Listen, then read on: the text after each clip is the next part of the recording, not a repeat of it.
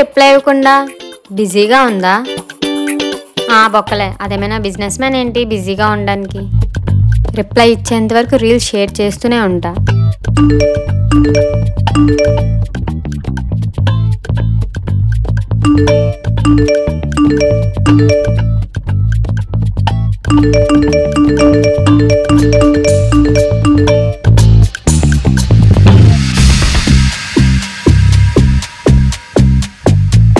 ఇప్పుడు గానీ దీనికి రిప్లై ఇవ్వకపోతే సునామీ వచ్చినట్టు షేరింగ్లు వస్తూనే ఉంటాయి.